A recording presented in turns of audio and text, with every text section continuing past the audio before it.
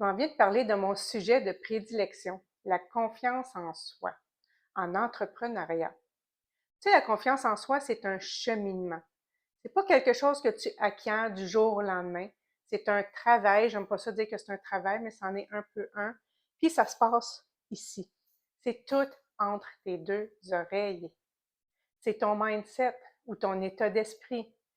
C'est la petite voix intérieure, tu sais, celle qui te dit: Ah, t'es sûr que t'es bonne pour faire ça? Ah, t'es sûr que tu vas réussir? T'es sûr que c'est une bonne idée?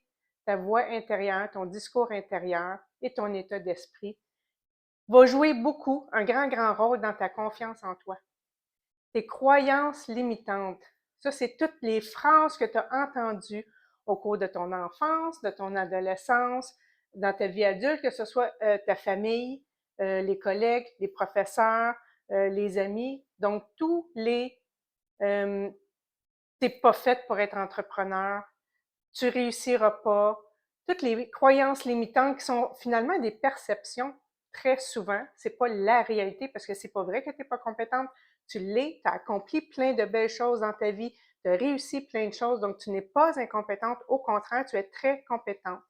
Alors, la confiance en soi, c'est vraiment un état d'esprit qui se travaille sur le court, moyen et long terme, toute une vie. Je parle à des entrepreneurs que ça fait 5 ans, ils ont encore quelques peurs. Moi, je suis pas à l'abri non plus. C'est pas parce que je m'entends confiance en soi que je suis au-dessus de mes affaires. Pantoute. Pantoute.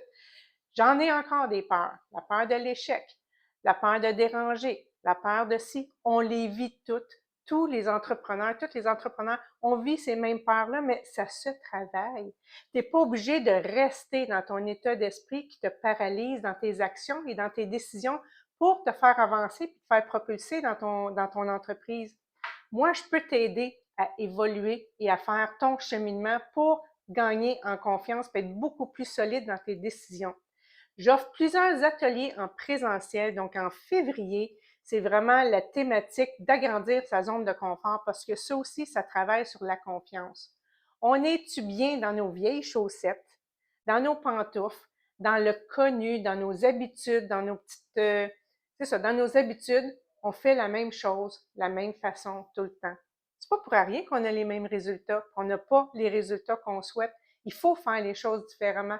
Il faut sortir notre pied de la boîte, là, puis être un petit peu inconfortable pour évoluer. C'est la seule façon en étant dans l'action. Puis souvent, l'action demande d'être sortir de notre zone de confort et faire quelque chose d'inconfortable.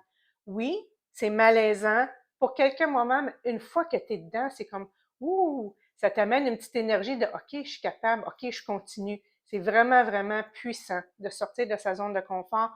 Donc, en février, je donne 2 ateliers à Trois-Rivières et un à Québec, le 5 février et le 20 février, si je ne m'abuse.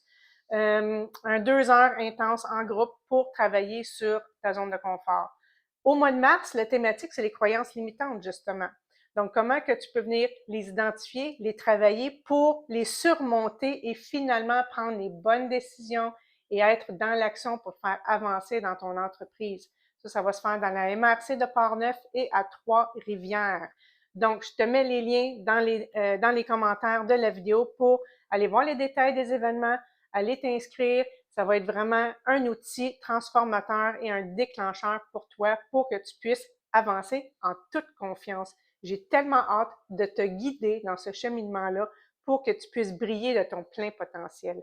Alors, si tu as des questions, n'hésite pas à venir m'écrire en privé. Sinon, tous les détails sont sur Facebook. Je te mets les commentaires, je te mets tout ça dans les commentaires. À très bientôt. Bonne journée à toi. Bye bye.